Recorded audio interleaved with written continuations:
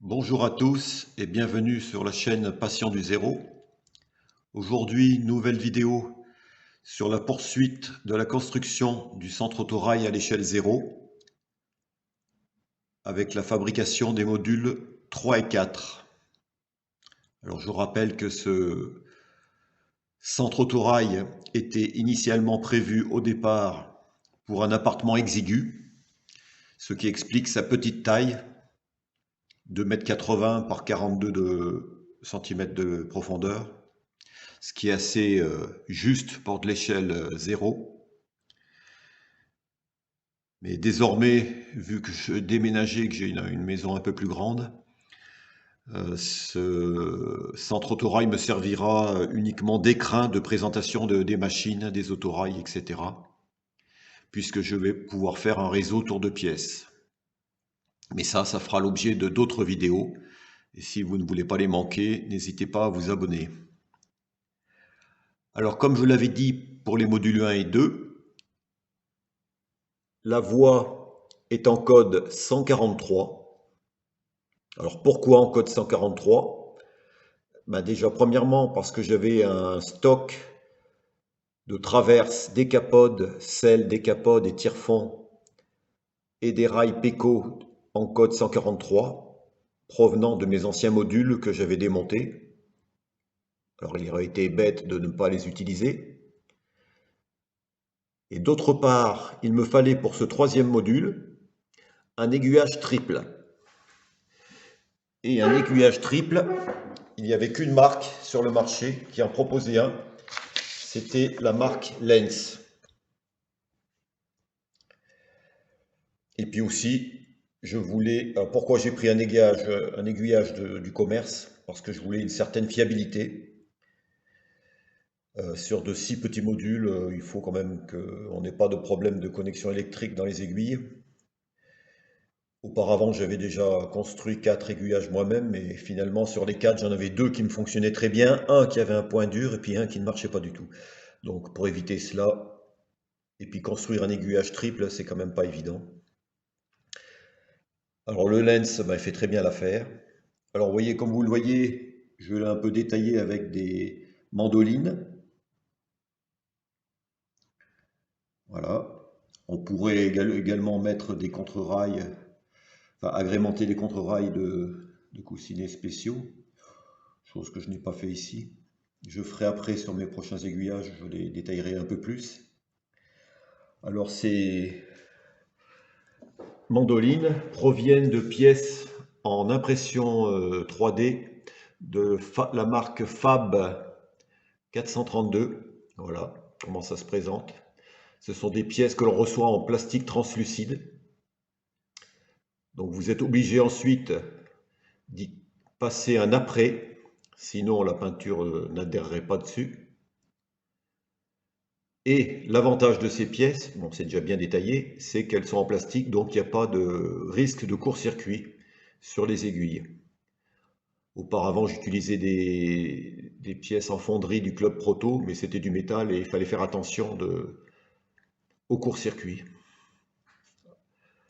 Alors pour l'après, moi j'utilise celui-ci, l'après Tamiya, qui me donne satisfaction, aussi bien sur des pièces métalliques que sur des pièces plastiques. Avec ça et sa couleur grise, c'est parfait.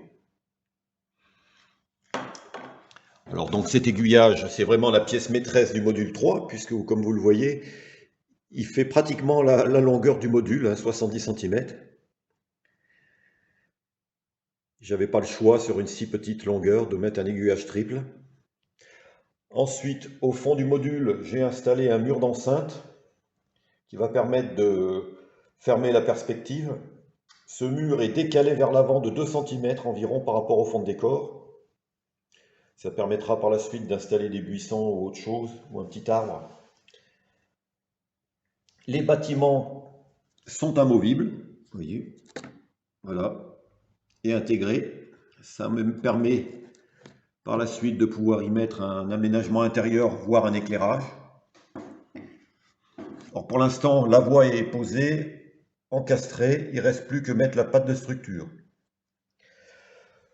Quant au module 4, le dernier module qui ferme la perspective de ce centre autorail, Lui, il reçoit en pièce maîtresse la station de distribution de gasoil. Ici, d'éclairer un peu mieux.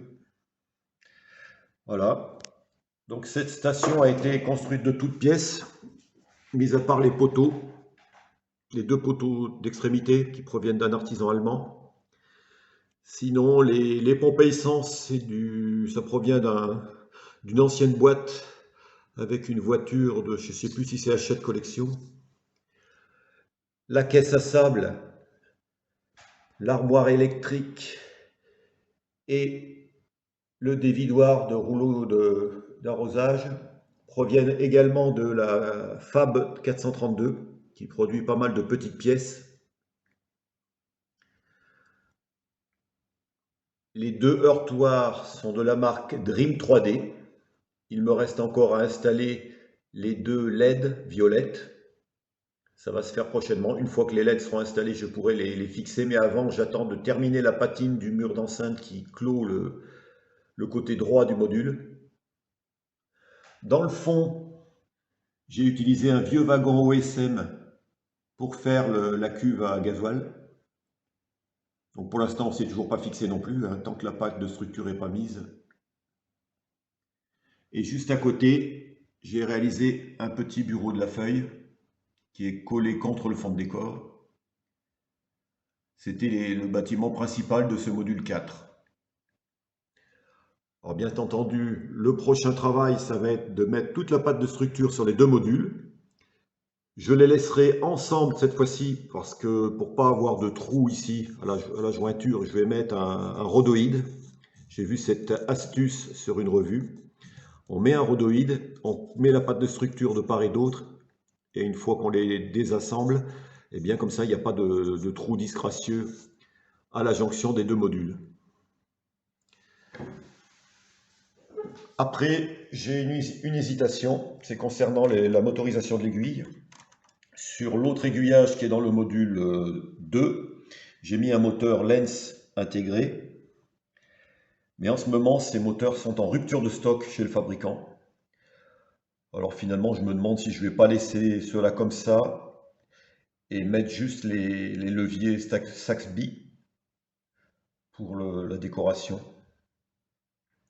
Puisque à terme, je ne sais pas si je ferai beaucoup de circulation sur ces modules. Un autorail comme le X2800 que j'ai mis sur la vignette, il mesure la longueur d'un module, donc vous vous rendez bien compte que le faire circuler sur 4 fois 70 cm, c'est trop juste.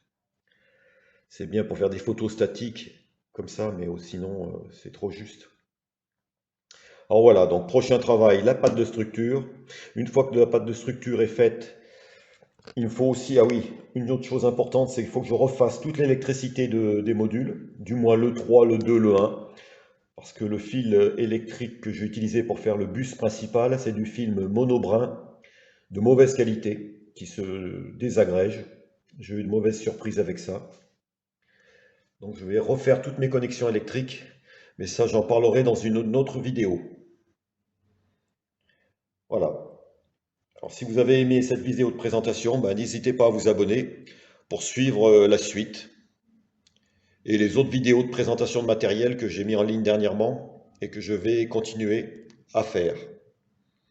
Je vous dis à bientôt. Merci à tous.